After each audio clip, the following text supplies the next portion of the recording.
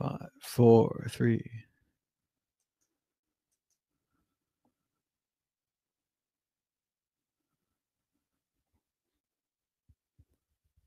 The Bitcoin Group, the American original. For over the last 10 seconds, the sharpest Satoshis, the best Bitcoins, the hardest cryptocurrency talk. We'd like to welcome our panelists, Adam Meister, the BitcoinMeister. Hey, pound that like button. Ben Ark from BTC IoT. Hello all. Shemai. And I'm Thomas Hunt from the World Crypto Network. Moving on to issue 1. Issue 1. 169-year-old Mass Mutual Insurance Company invests $100 million in Bitcoin. The mutual insurer has purchased $100 million in Bitcoin for its general investment fund, the latest mainstream firm to dabble in digital assets. The firm, which has been around since 1851, is the latest to invest in the fledgling cryptocurrency. The investment in Bitcoin will represent 0.04% of the general investment account of nearly $235 billion as of September 30th. Mass Mutual said they see this initial investment as a first step, and like any investment, they may explore future opportunities. Adam Meister, your thoughts on Massachusetts Mutual Life Insurance joining Bitcoin? Welcome to the party. This is where the big boys play. That's what I have to say to them. Okay? I expected more companies jumping in on the game since MicroStrategy started this pile on back in the summer. It seems like every week we get a new company. So it's all one big blur to me. Mass Mutual, if it's going to be Citibank next week, it's all similar, okay? The corporations, the institutions are here. So if you're an individual out there, there's no excuse. They're here. Don't tell me in 2024 you didn't know about it. These guys know about it. The rich are getting richer, but you can also get rich. You can also join this party. There's no one stopping you. Don't make an excuse and say, oh, it's just the Wall Street guys. Now, some people are worried about the Wall Streetification of Bitcoin.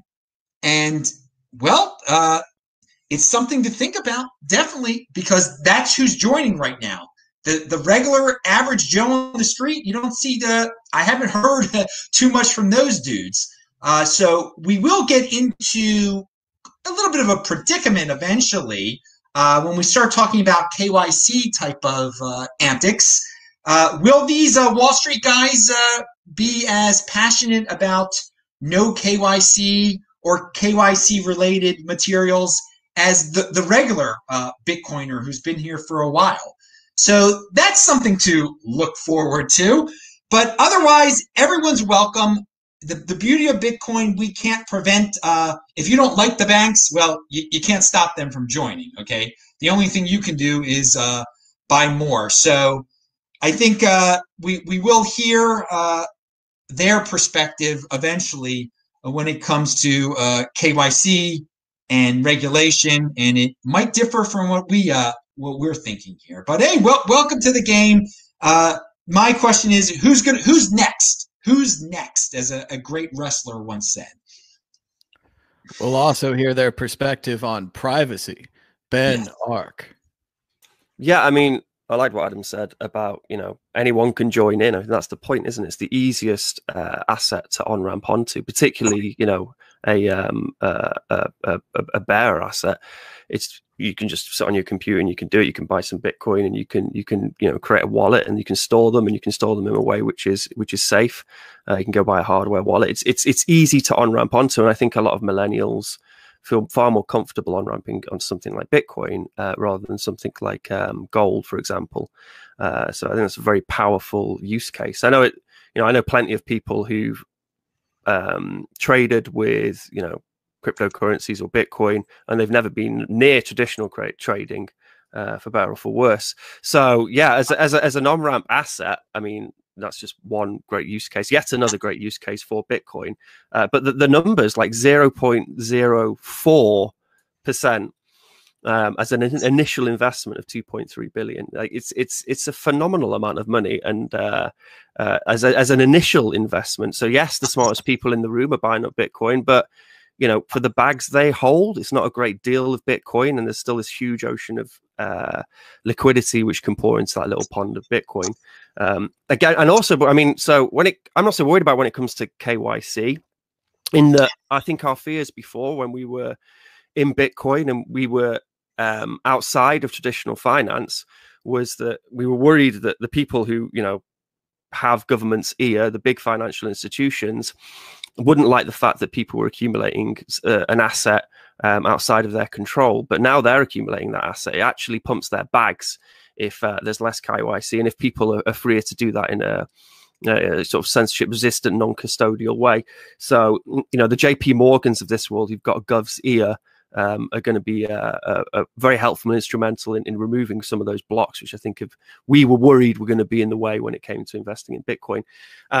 So yeah, no, the smartest people in the room are buying up Bitcoin, it seems, and it's, you know, we've not seen nothing yet. You know, they're just getting into it, and every day there's a new news article about some big institutional investor pumping Bitcoin, which is absolutely phenomenal when you think about, you know, what Bitcoin was like, you know, 3-4 years ago.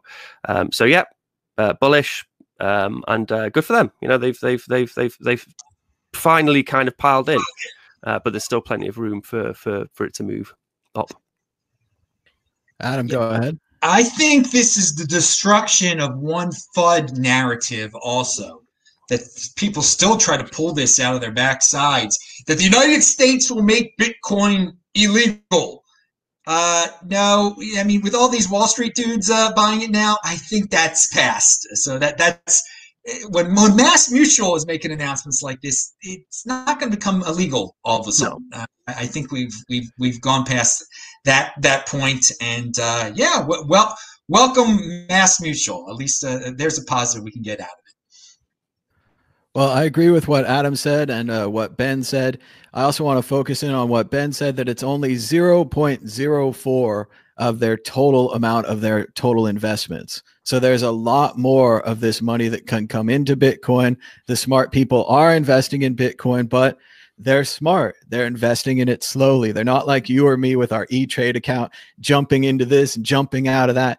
They're jumping in slowly. And I think the other key here is that they don't have to worry about rent. They don't have to worry about food. These people aren't selling to live. These people are holding for a certain amount of time or a certain amount of profit or whatever preset conditions they've decided. And they're a whole different kind of investor. So this is going to change the way the Bitcoin market moves. And it is going to bring us hopefully from a beginner to a more intermediate stage. And then maybe beyond that, advanced and expert will continue climbing up, crossing the chasm, all of that startup stuff. But I think Adam's right. Well, before we go to that, first of all, we're having a like competition today. Last week, we got 88 likes, which is a lot of likes. That's the number of keys on a piano, 88 keys. So if everyone could just give us a like down below, they're free.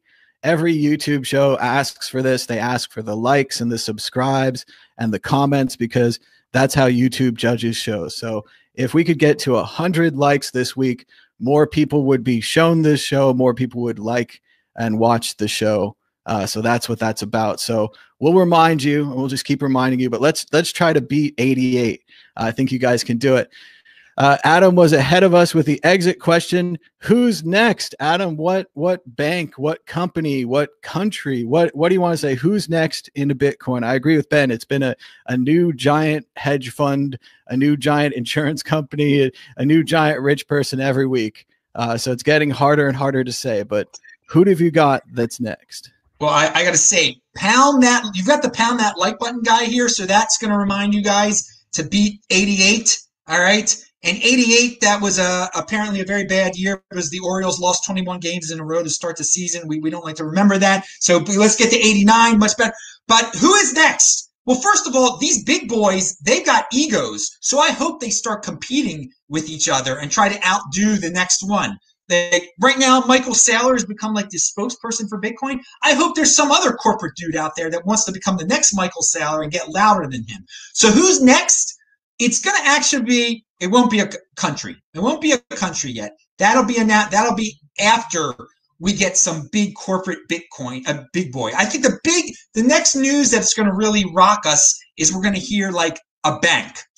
A bank has done it. That'll be the next level. But right now we're on like big corporate level. So I think bank, and then after that, the only thing that could beat a bank in the land of the corporate world is one of the FANG companies. So I don't want to make a prediction on what bank, but a bank, and then the next level up after that is one of the FANGs, Apple, Facebook, who knows. Ben Ark. Yeah, I think it'll be more. I mean, obviously, more people are going to balance Bitcoin, but I think it's more going to be those initial investments of 0.04 are going to get pumped crazy, and they'll end up making 5% of their portfolio because it's a very justifiable asset to have in their portfolio. So it's going to be the ones who are already in are going to pile in a lot more money into Bitcoin, and then others will just join. I don't know any names of these big money institution, whatever. But yeah, no, it's just the beginning. The floodgates are opening. Adam's right. It will be a bank. It will not be the Bank of Italy, because the Bank of Italy, founded in San Francisco, changed their name to Bank of America. Bank of America will get into Bitcoin next. They'll have a massive domino effect where all of the other banks follow, and they'll say, why didn't we think of that? Why weren't we the first? We could have been the first, but the first was Bank of America. Moving on to issue 2. Bitcoin price predictions. Bitcoin price to surge 1,000%. Be insanely bullish. Glassnode CTO says. That's not Glassnode. It's a Glassnode, International Business Times. Bitcoin price insanely bullish. Most of the on-chain metrics are in a similar position as the 2017 bull run. An increase similar to the one in 2017 could put Bitcoin at a 6-figure price. Traders, however, are bearish with Bitcoin for the short term. I wish I had the soundboard. It would be like, ha ha. Ben Ark, what do you think about the price of Bitcoin? Will it surge 1,000%? Well, I mean, so I actually dug up something on this note. So back in, I think it was 2017, May 2017, I did a Reddit post and I just compared, I think it was 2013, I got it here, 2013's pump. I'll share the screen and you can see it. 2013's pump to, here we go. If I share this now, can you see that? Wait there. If I zoom, I'm clicking around like an idiot here. Oh, here we go. So if I'm zooming in, can you see me zooming in? Yep, we can see you zooming in. Ah, brilliant! There we are. So yeah, I love this. This is the best price call I ever did, and it was May 2017, and I just said, look, if we take what happened in 2014-17, or what happened in 2013 with the pump in 2013, and then we just imagine that same uptick is going to happen in 2017, which it did at the end of 2017, then we're going to have like a £20,000 Bitcoin. $20,000 Bitcoin, and a lot of people are like very critical of it, like, no, it's not going to happen, blah, blah, blah. And then lo and behold, that's what we had. So if we look here now, I call this the don't be an asshole day trading technical analysis indicator, because yes, bears may be, traders may be bearish at the moment, but all this movement here is people getting wrecked. And losing their bags. It's a dangerous game. You may make a little bit of money, but you're likely not to. However, if you buy Bitcoin and hold it for 5 years, then you're very likely to make a lot of money. So if you can't wait 5 years to make a big fat stack of cash, then you're an idiot and you shouldn't just don't day trade. You shouldn't be day trading. So this is what we've had now. Interestingly, the 2014 to 2017 pump, I think this is sort of yeah, well, it was May 2017, so it was about there where I here where I made the prediction that it was going to spike right up. It looks this is a 5-year out of a 5-year chart, and this is the exact same scale, and they're very comparable charts, and you can see that we're here. Then yes, we have dropped a bit and it's bearish, but we're going to have the equivalent of what happened in the end of the beginning of 2014 and the end of 2017. We're going to have this huge crazy pump, and the reason that I mean, I think I'm going to touch into one of our other topics now, but the reason that no one seems to care is because we're down here, like we're in the FOMO, everyone talking about Bitcoin and all that momentum which is building now with all these big institutional investors buying up Bitcoin. We're still really low, and the predictions which are out there by people saying, $200,000 Bitcoin, $250,000 Bitcoin, that makes sense. Like if you compare it over those last pumps we've had in Bitcoin, that's a very feasible price target. And we all know that the technology is like a gazillion times better than it was in 2017. That this was an unsustainable perfect storm of FOMO which happened. But now, we've got the bedrock of a more sustainable FOMO pump thing. So don't be an asshole. Don't day trade. Don't care what bears are saying in the short term. Don't care what bulls are saying in the short term. Just concentrate on the 5-year outlook. Buy your Bitcoin, hold your Bitcoin, buy a little bit every month, and then just make sure you don't do anything with it for 5 years. Give it 5 years. And there's two outcomes. One outcome is you'll lose everything, and Bitcoin crash to nothing, which we all know is very, very unlikely. The other outcome is that it's going to be worth an absolute fortune, and you'll probably never have to work ever again, and that's within a 5-year period. So don't be an asshole. Don't day trade. And let me see if I can unshare this. Why am I such a technical idiot? Here we go. So that was my very proud price prediction I made in May 2017, predicting the pump. And I don't care what the bears say. Just hold Bitcoin. Well, it has been something to see all these Johnny-come-latelys with their price predictions, each one with a better and better pedigree and a later and later price prediction. I know if you go back to the very first episode of Mad Bitcoins in 2013, Mad Bitcoin says, buy Bitcoin. And that was it. 2013, I haven't updated my prediction. I haven't changed my wave chart or any triangles. I just said, hey, it's 2013, buy Bitcoin. There you go. And as far as like calling a certain number, I hear a competition to who can call the biggest number, 200,000, 500,000, $1 million a coin. Once again, Mad Bitcoins has trumped you as well, calling infinity, that the price of Bitcoin will rise to encompass all of the world's assets, and then it will flip and everything will be denominated in how much Bitcoin it's worth, rather than the other way around. But Adam Meister knows all about that. Adam Meister, we going up 1,000%? What do you think? Oh my, the clickbait. It will never end. It will never end. And I was entertained by the high number predictions back in 2013, 14, and 15 when I was relatively new. It was cool. But there comes a point when it's just like, and the Glassnode, that they're doing it scientifically, okay? They've got some logic behind it and everything. But man, if you need to be assured by like some authority telling you it's going to be $1 million one day, I don't know if you should even be. I mean, you got to think it out for yourself, people. Now, we're past the point of no return when it says, go to zero. It's not going back to zero. People should not have that fear. Yeah, I mean, bad things could happen and they're unpredictable, but we passed that going back to zero fear, that FOMO, that's from 2015 and everything. But what do I think about price here? This is the simple thing. You take any point in time and you subtract 210,000 blocks from it, okay? That's basically 46 months. That's basically 4 years. Bitcoin is worth more than it was then. So, I mean, I just tell people, live by the 210,000 block rule, okay? You buy it today, and this is my prediction, 210,000 blocks from this second, Bitcoin is going to be worth more for you fiat freaks out there. But you should just know that one Bitcoin equals one Bitcoin. Who cares what it's worth in dollars or Turkish lira or whatever? All right. I mean, first of all, if you're in Turkey, God almighty, if you're still in the lira, you're way behind the times on that one, baby. But yeah, 210,000 block theory, which is, you're talking about 5 years.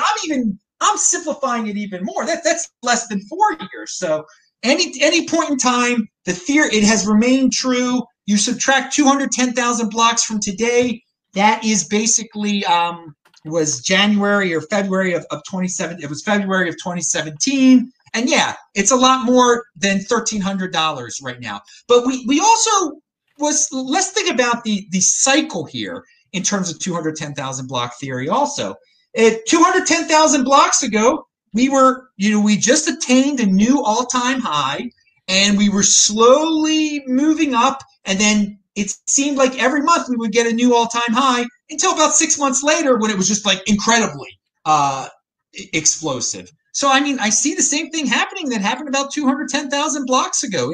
It rhymes. It's not going to repeat exactly, but 2021 is the new 2017. But remember, Bitcoin is the next Bitcoin. All right. Nice. All right. Pound that like button. We're up to 26 likes. On our way, hopefully, to beat our record of 88.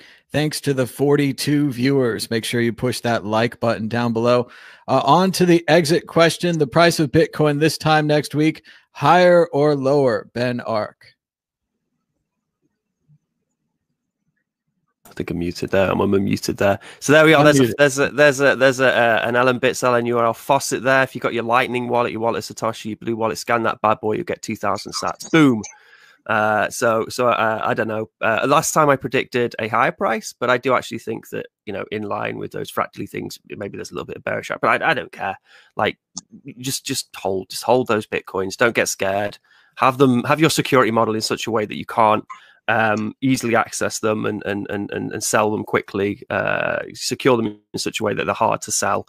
And just sit on them. So yeah, so maybe a little bit down, maybe up, who knows. But here's some free sats, 2,000 free sats.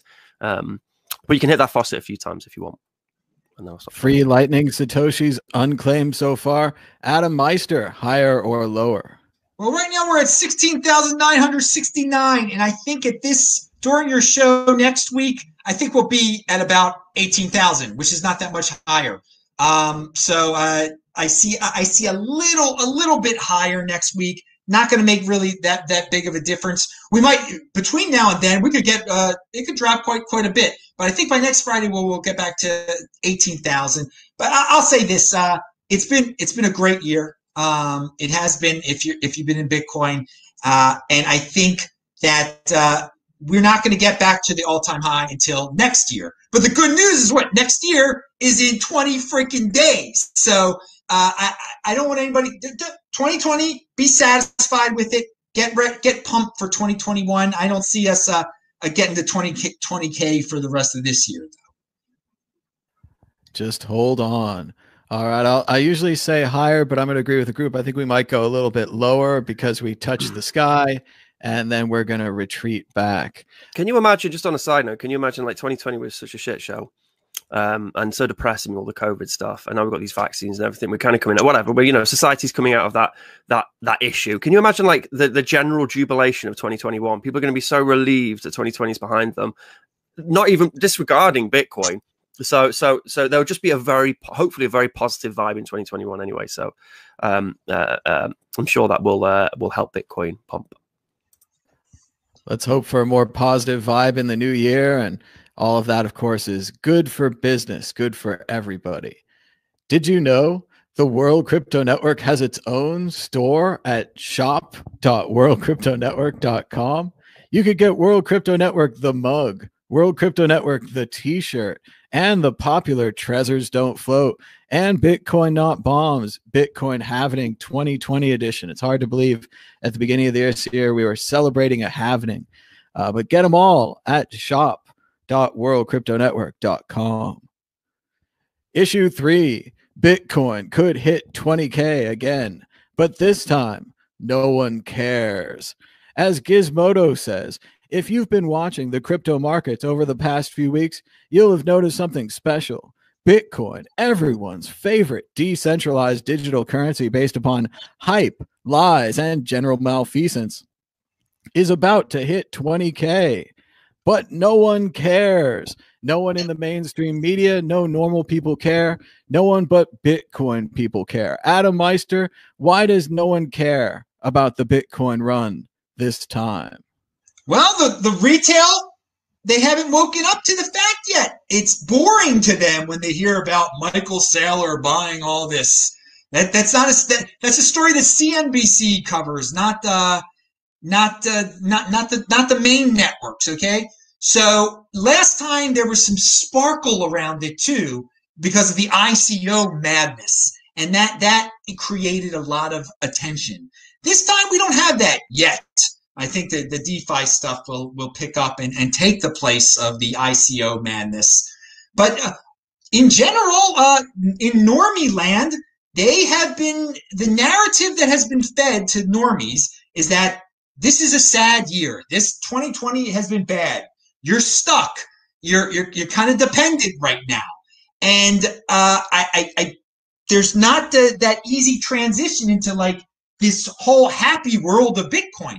I have told people, if you're looking for a mentor this year, find someone that feels that 2020 has been a positive year for them. For me, 2020 has been a positive year. I can look beyond the negatives, but there are plenty of people that cannot look beyond the negatives, and thus they don't care about Bitcoin.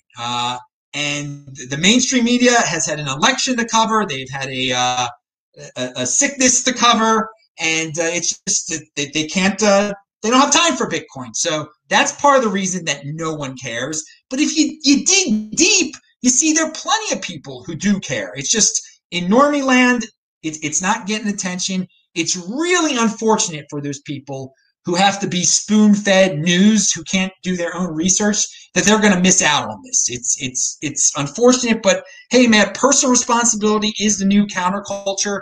If Michael Saylor can find out about it, they can find out about it. There are sources out there. We've been talking about it for years and years and years. But yeah, it definitely feels like there is not that mad rush of retail into this right now.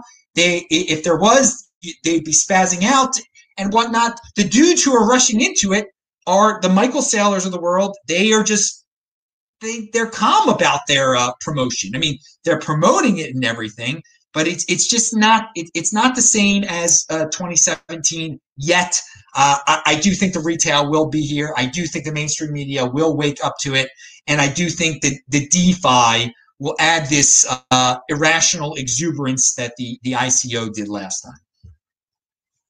Ben Ark, is Adam correct? Is everyone so bummed out about 2020 that nothing good can happen this year? Well, this is what I'm saying. See, it's amazing. Like, you know, I mean, I feel like we're clawing our way out of 2020. And even if 2020 was a positive time for you, then generally in 2021, it's going to be a much more. Everyone's going to be happy that 2020 is just out of the way, and we can all move on. And we're going to have some real repercussions when it comes to money. Like, a lot of countries have been printing a lot of money and boosting their own stocks to try and get themselves through this 2020 and the pandemic and everything else. I'm not against like modern monetary theory. I think you can stimulate economies, and I think you can create fiscal growth, but you can't just print money and buy shares and then expect that to create fiscal growth. It's not going to create fiscal growth. You're not producing anything more. It's just you're just fiddling the books. And you're going to have to, that's going to have to account for that in 2021. So I think there will be, and this, again, I think this is probably why a lot of these big institutional investors are getting into Bitcoin, because they can see that for countries who want to have their own sovereign currency, like some sort of token sidechain on Bitcoin, which they can have federated, so it's less easy to kind of, just print more. They have to go through at least some sort of sense of democracy in some way. Then, Bitcoin's a very viable way of doing that. And then you have as it's pegged to Bitcoin, you then have this medium of exchange which countries can use between themselves, just in that kind of Keynesian Bancor model, for countries to be able to send value to each other. And we've seen quite a few countries thinking about adopting Bitcoin as a way to circumnavigate sanctions and from the US dollar. So yeah, no, I think the next year we'll not only see obviously big institutional-based investors using it as a store of value for their portfolios, but we'll also see a lot of countries thinking about using Bitcoin as part of their economy, like in a serious way, because it's a very good. I mean, it's proved itself. The technology's proved itself, and the technology is so much further along than it was in 2000. Not that it didn't have potential in 2017, but we hadn't just built it out. Like the software wasn't built. Like the software is being built now. Like it's there. You know, we've got a lot of good examples. We've got Liquid Network, we've got Lightning, we've got these sidechains which are running very well. Soon we'll have RGB. Yes, I agree that DeFi is going to throw up a lot of issues, and it will act like something of an ICO bubble. But there will be some good DeFi projects which are used for people who have a percentage of their Bitcoin reserve, which they want, you know, to a profit on. They'll be able to lock up and take some profit. And I know maybe some exchanges which are holding Bitcoin, they'll, you know, maybe take 5 or 10% of their portfolio and then use DeFi to kind of get some extra an extra revenue stream. So yeah, I mean the ICOs. I remember going on Theme Forest, which is a website for buying WordPress themes during the ICO craze. I remember looking at the top WordPress themes, and they were ICO WordPress themes, and they even had like integrated into them all the Ethereum shit you need to be able to, like, you know, sell your ICO shitcoin tokens. So yeah, those days were amazing. But I don't think we're gonna have I think so many people were stung by the ICO craze. People will be a little bit more hesitant, which is good. They're learning, and I think again it's played into Bitcoin's favor, because, you know, people don't hear about all these crazy coins which were being thrown out, you know, thrown up in 2017, but they still hear about Bitcoin no matter how many times the mainstream media and the mainstream press say that it's died and it's dying and it's crashed and it's blah blah blah and it's hacked and blah blah blah and whatever else. So normal people, you know, they're used to these news cycles, and now they say, okay, Bitcoin's still there, now it's an all-time high. What the fuck? I thought it crashed to nothing at some point. So yeah, no, it's it'll be an interesting year, 2021 for sure. I think the reason normal people aren't into Bitcoin this time is because they've given up on Bitcoin. And I partially blame the mainstream media. The way that the mainstream media covered Bitcoin last time was as if it was a flash in the pan. This is Bitcoin's only up. They ignored all the previous ups, even though percentage-wise they'd been very similar. And they don't understand Bitcoin technically. They don't understand the price. They don't understand why some people got rich and not them and not others, all that kind of thing. And as soon as CNBC took away that price ticker, they had that little price ticker and Bitcoin went down and down and down. And then at some point, the whole ticker went away. And then now suddenly Bitcoin's back and it's up and the price ticker is back. And not only is it integrated into the CNBC graphics pack this time, last time it was a big white flag that bounced out from the graphics. Now it's integrated where the Dow Jones is. Wow. So Bitcoin's gone from this flash in the pan to having the same exact graphics, the same exact location as the Dow Jones Industrial Average. How's Bitcoin doing? How's the Dow doing? Other major indices such as the Japanese yen or the Japanese market, other things like that, the FTSE, as they call it in the UK, all those kind of things are right now equal with Bitcoin. And that hasn't helped anyone. These people saw Bitcoin disappear from all their news feeds, all their CNBC investment watches. And then from their perspective, it just came back. If you've been watching this channel, if you've been watching Adam Meister's channel, if you've been watching any of these other crypto channels, everybody was down a little. Sure, maybe they said, you know, diversify a little, sell if you have to eat to live or whatever. All these kind of things were down. But long term, everyone generally said, I believe in Bitcoin. I believe we're going to go somewhere with this. Whereas these tech channels, all these investment channels that are supposed to be the experts, and these are the same ones having all the interviews now, having all the big fancy hedge fund people who have suddenly discovered Bitcoin, they let their viewers down. They did not educate their viewers properly. Yes, Bitcoin went up and down. It was wild and crazy. We made a lot of money. We lost a lot of money. It was all those things. But the technology, the idea that Bitcoin could be something more was always there and always easy to see. And lots of different people started YouTube, started podcasts, started Twitters, went to work for companies, did all these things because they could see the same thing that we see, the same thing we talk about, that Bitcoin, the technology is really cool. And unlike the earlier pieces of the internet, like TCP/IP that sends packets around, makes websites possible, you can't invest in TCP/IP. I can't get a kickback every time someone uses a block or sends a packet, but I can kind of with Bitcoin. And that's just been the general point of all these channels, general point of all these podcasts, all of this. And yeah, the media is finally, they're back again, but they're nobody's friend. They don't provide you with a complex stream of information. So I think we're going to move on to the exit question. Or Adam, you want to talk more on that? I would say the media does not do a good job of reminding everyone that it's still pretty early. That's the problem. They make it seem like there was you missed out, and then they stop talking about it, and then you missed out again. Eventually it's not super early. Like now that Michael Saylor and the big boys are here, it's not at the 2% part of the graph, but it's in like the early 11% part. But yeah, the media, they're impulsive. They just want the big. They're not going to cover a story fully. You can't rely on the media. But yeah, they've done a bad job of telling people that it is still relatively early. I mean, there are a lot of them like Thomas said, they don't understand the technology and like what it's capable of. And as soon as people do understand the technology, they're like, okay, this thing's probably worth a hell of a lot more money than it's currently valued at. But yeah, no, it's you've also got to remember that all of these media outlets were poo-pooing Bitcoin for such a long time to now turn around and say, oh, actually, this thing's got value and its value is justified. And it's probably going to go up even more. It's quite hard for them. And that's moving into the exit question. What will it take to get normal people into Bitcoin? You don't have to solve the whole problem now, but we've tried tipping them small amounts.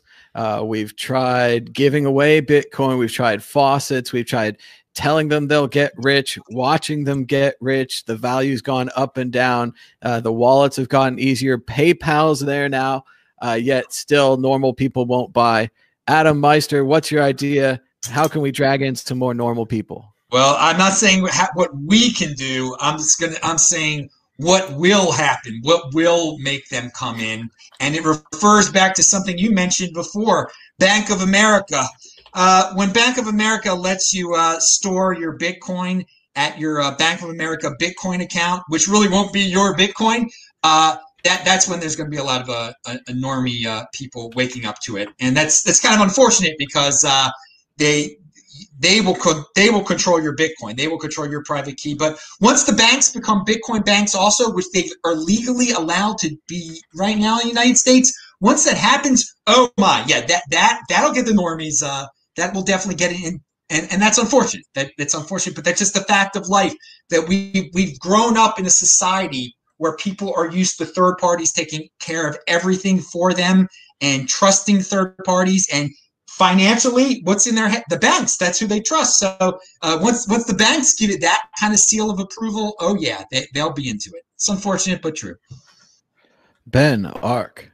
It'll be the slide, so the banks will slide into it, and yeah, you know, a lot of people will interact with Bitcoin through banks. I mean, how Finney thought that, but the very, you know, Bitcoin is something which we can keep an eye on. We know how much money's in the system, and when we can verify it, so it will make banks better. It will just improve banks, and that'll happen with people's lives. Like they'll slide in, like they slid into the internet. You have these crazies who preach on about how the internet's amazing, it's going to change the world, and normal people are like, well, it looks a bit shit and unusable and confusing, and you got these like slow internet speeds where pictures take forever to load and whatever else, and then all of a sudden, before you know it, like, you know, your grand's emailing you, and that's Bitcoin. You know, the world will just slide into using Bitcoin, and suddenly everyone will know what multi-sigs are, seeds, blocks, and you know, UTXOs and whatever else. Like suddenly all these terms will become very standardized and mainstream, but it'll be it won't be a pull, it will be just a slide, because Bitcoin is the Trojan and it's just infecting every area of life and society, and it will continue to do that until it's the backbone of much of that. So yeah, we'll slide. Society will slide into it just as they did the internet. I agree with Ben. I think we've seen a similar thing with MP3. When we started out, MP3 was command line. It was difficult to use. And if you didn't understand what was going on with the compression technology and how much disk space you were saving and why that mattered, you didn't need an MP3. But later on, they all had iPods. They later had iPhones, and suddenly they loved MP3s. It'll be the same thing with Bitcoin. They won't get into it while it's early, like Adam said, holding your own keys, being your own bank. They're not into any of these ideas. That never was a selling point for them. Everyone at home is salivating. They're like, be your own bank, the libertarian dream. And all these other people are like, be your own bank. That's scary. I need armored cars and men with guns, and I need a big vault, and I need one of those spinny things. Like that, I don't want that. So yeah, no, they don't want any of those things. It's wonderful that PayPal is here now. You used to have to tell people go to Coinbase, or even Cash App is kind of a weird app as opposed to PayPal. They're like, oh, that thing I used once to pay on eBay. They're like, yeah, you go to that thing, you put some money in. And again, unfortunately, as Adam was kind of alluding to, we're running out of time for the normal people to get into Bitcoin and really, sadly, make a lot of money, or even make any money. As we're saying, $1,200 is more than 1,000. It's not, you don't retire on $1,200, but it's more than 1,000. And we're running out of time for that. So let's go back to the original message: was learn how to use Bitcoin. This is like email.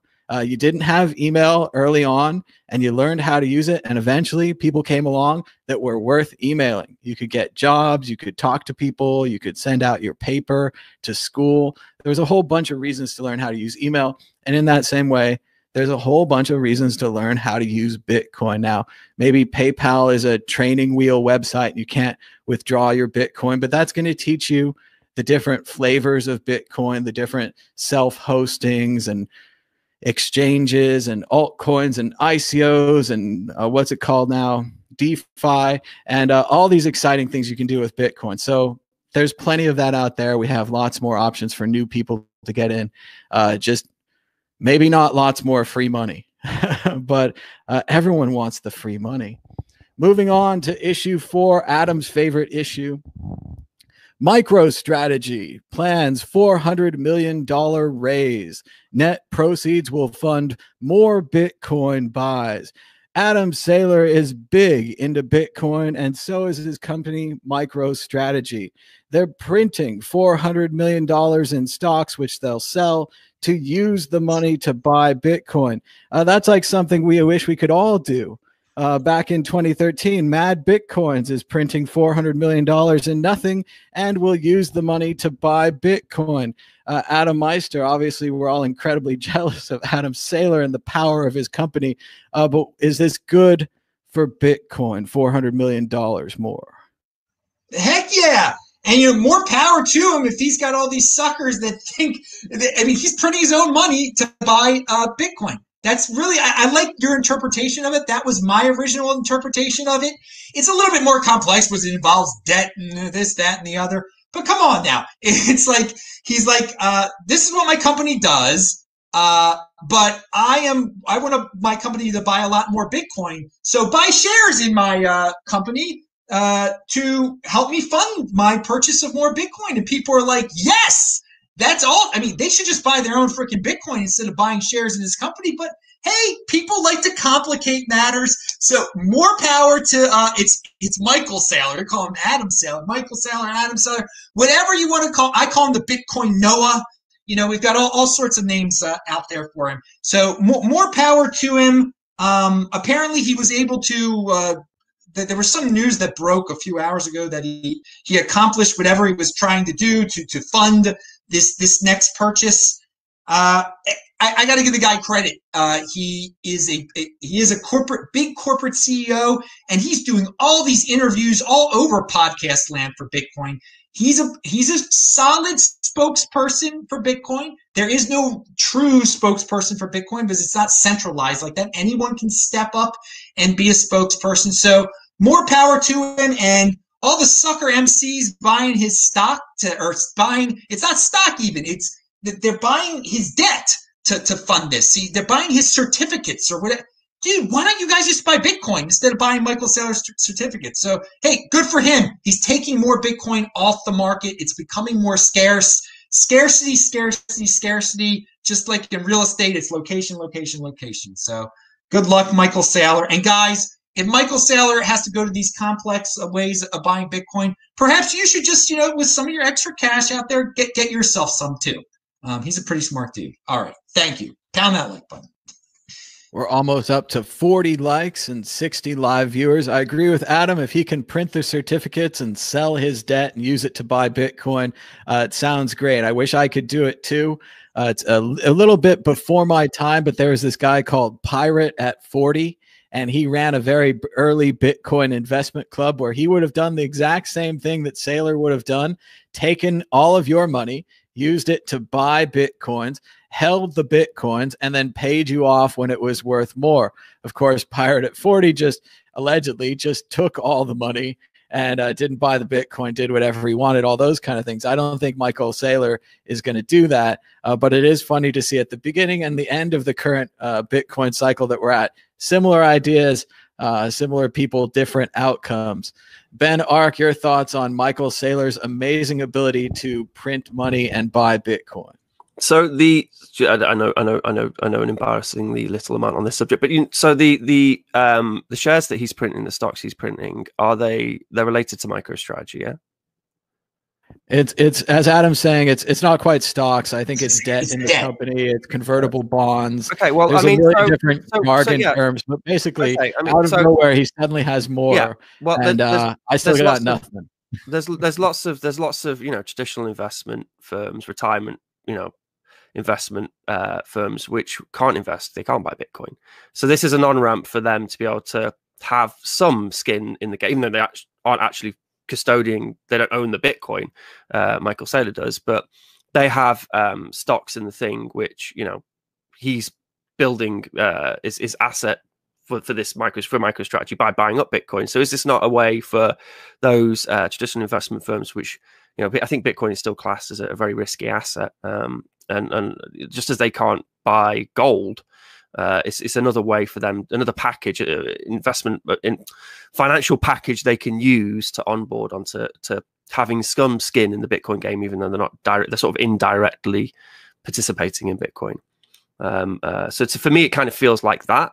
And yeah, props to him. It's the money machine. He's created a thing, and he's able to trade it in for loads of Bitcoin. It's pretty fascinating. That's a really good point. There are some investors do have some legal limitations. They can't buy Bitcoin, so this is the next best thing, helping fund the guy who can, and it'll make their certificates worth more. So that's a very good point. And I think that leads well into the exit question. Many people have their money locked up in retirement funds that can't be accessed without paying tax penalties. Many people want to invest in a Bitcoin ETF, which seems like it will never be approved by the FCC or the FEC, sorry. Should people invest in MicroStrategies and other companies like this as an alternative to a full-fledged Bitcoin ETF? Adam Meister. I thought you were going to ask a question about Barry Silbert there, because that's what his whole business is, what GBTC is based around. People who have their money stuck in 401ks, IRAs, whatever, retirement funds. Okay, should retirement fund people buy MicroStrategy instead? I mean, I just people. There's a bigger point to be made here. You think your money is safe in your retirement fund, that it's never going to get taxed, that the government isn't going to break its promise. I think we're on the verge eventually, with all the money printing and debt that's going on, is that the retirement funds are going to become targets of the government. And so I think people should start to think in a different mindset when it comes to retirement funds. That what they thought was safe in the old days are going to become big government targets, and they should consider Bitcoin as their retirement fund.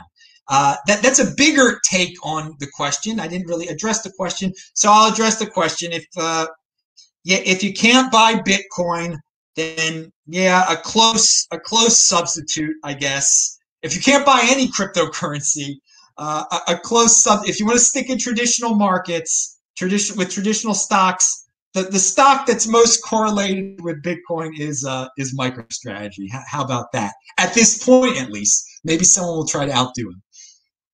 Now, interesting non-tax advice I want to give everyone. I've heard that because of the coronavirus, there is a loophole where you can withdraw some of your tax money from your 401k without paying a penalty.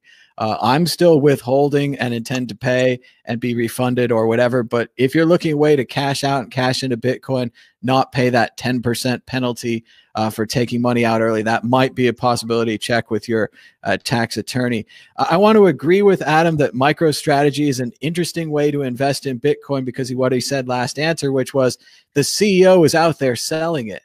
The CEO guy has put his money, he's put his personal money, and now he's put his company's money in twice now. And he's out there on every show flogging it, whether he likes it or believes in it or not, whether he just has an investment, wants it to go up. Who knows? Either way, that's a positive for your money, but that's also a negative. Let's remember Elon Musk, very smart, very organized, very together, has a chill afternoon, hangs out with Joe Rogan, burns one, has some whiskey, and the whole world goes nuts. So that could happen to MicroStrategy too. So there's a positive to having a CEO. There's a minus to having a CEO. And it is different than just buying that straight Bitcoin that, you know, has no one specifically representing it. Ben Ark, your thoughts? Yeah, I mean, no, he's a great for the as Adam said, you know, we're decentralized. There is no spokesperson. It's always dangerous when somebody kind of ends up and in a sort of messianic spokesperson role. And I mean, I swear that's why Andreas in sort of 2017 sort of stepped back from the community, because he kind of had that vibe to him. But yeah, no. So yeah, as the Wall Street spokesperson, he's absolutely phenomenal. He's great. And I'm sure all those rich guys really like him and respect him. And yeah, so they're gonna listen to him and they're gonna follow his advice. But on taxes, I mean, like, who knows what a guy like? I mean, he understands finance. He understands these financial packages.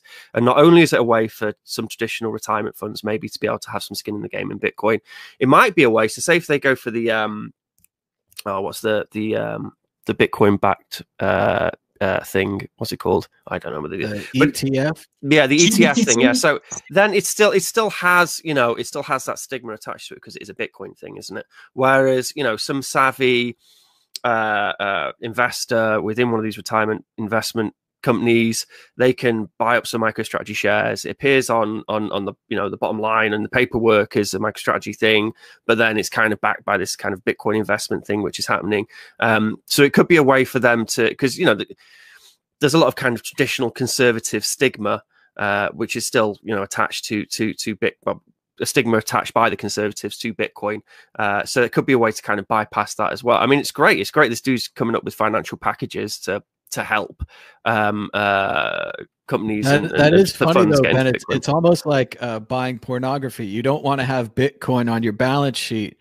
You want it to be disguised in an envelope and it to say something generic like MicroStrategy. Yeah. That's it. Yeah. Yeah. You don't want to say Bitcoin. You want to say MicroStrategies. All right, very good. I think we've reached the end of the questions. We're on to predictions or story of the week. Adam Meister, are you ready with a prediction or a story of the week? Oh wow! Oh, I forgot this part of the show. I wasn't prepared at all. Yeah, with I don't know, with predictions. I want to make a general one again for those of you who are down about 2020. Dude, 2021 is going to rock in the Bitcoin world. I will say there is an outside of the Bitcoin world, but still in cryptocurrency prediction that I want to make. And even though this is the Bitcoin group, we got to talk about Ethereum real quick here. There's been a lot of people that are down on Ethereum for quite some time in the space, and they like to make fun of Vitalik and all the. We cannot deny it. I mean, it's a real ecosystem that a lot of people are building on. My prediction is they're going to pull off the Ethereum 2.0 splendidly. There are all these dudes in Silicon Valley who want to be part of the next Bitcoin. There are all these dudes in Silicon Valley who love the ethos around Vitalik. I really think Ethereum is going to. I mean, what's it? 3% of a Bitcoin right now. It'll get to back to 6%. I don't know if it'll get to 10% again, but it will be back. For the people who say it's dead or no, it's not at all there. It's a different beast entirely. And for me, I love Bitcoin. Bitcoin is my thing. Bitcoin is the next Bitcoin. I am perfectly comfortable with Ethereum doing fine. I don't want Ethereum to die. I'm not about destruction here. But that's a longer term prediction that, hey, 2021 is going to rock for everybody, especially Bitcoiners. But Ethereum is going to have a good year. It's going to be good for it. Can't hear you, Thomas. You're muted. Predictional story of the week, Ben. My predictional story of the week, Thomas, is he's still muted. Sorry, Thomas. What is it? Oh yeah, Chaos Communication Congress. Christian Russell got in contact, and he said that. So I don't know if any of the viewers know what Chaos Communication Congress is, but it's this big hacker kind of conference which happens between Christmas and New Year's in Germany, in Leipzig, in Germany, where thousands of hackers descend on these big aircraft hangars, and it's absolutely a phenomenal environment. And the Bitcoin assembly in the Chaos Communication Congress, it's so painfully and embarrassingly small. It's like 15 people. However, of those 15 people, it's, I don't even want to say some names, but you've got, you know, half of them are like core devs, you know, like it's a really, they go there for the general sort of hacking vibe. Anyway, because of all the COVID stuff, it's not on. But Rutsal, who's involved in kind of helping organize some of the Bitcoin stuff, he's going to pull World Crypto Network into doing a sort of hack sprint couch where we interview people and we talk Bitcoin, and it's going to happen, I think, between the 27th and 29th. So I've been speaking to Christian about that. Getting that set up, and then obviously, you know, we'll try and pull some other some other sort of YouTubers in as well. So Adam, if you're available to help out with that, that'd be great. I think I want some sort of algorithm which I can create so it checks the weather, and if it's like a miserable rainy day like it is today outside where I'm all miserable, that it throws up Adam Meister videos on YouTube for me, because it's just so positive. I need positivity in my life.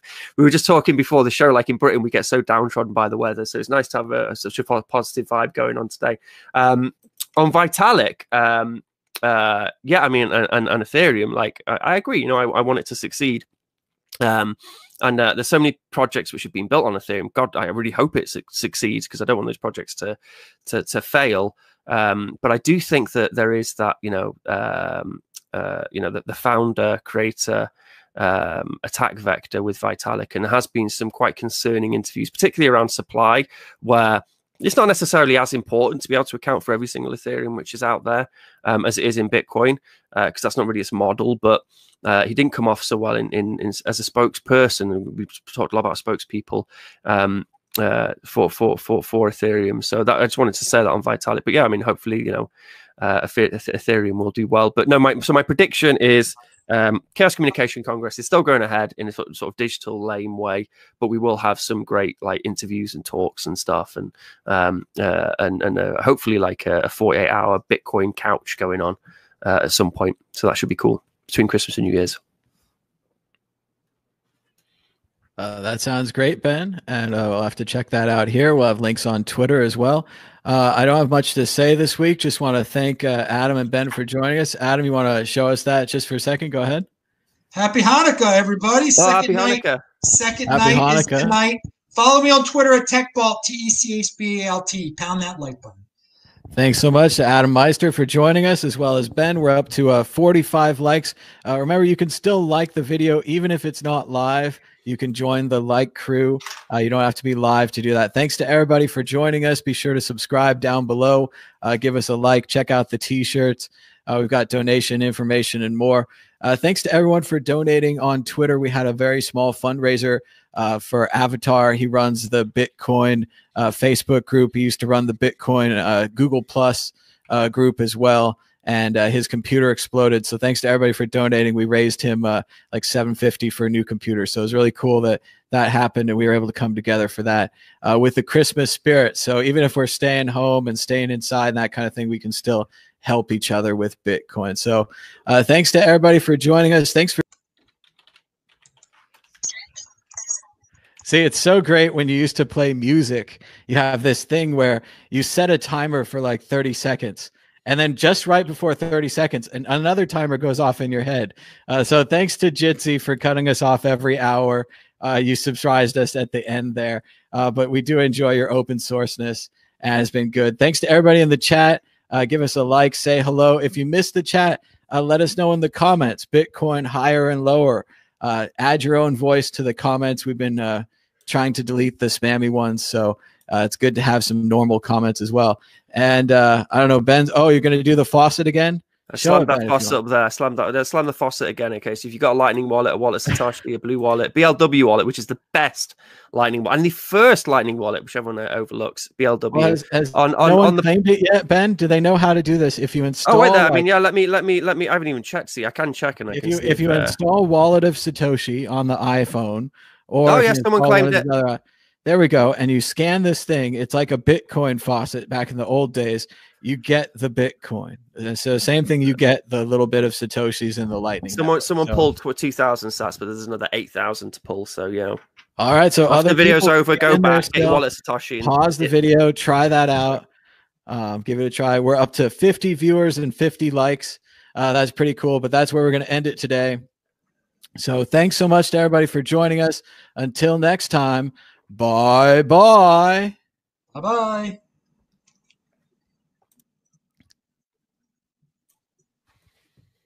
After you do end, it does this like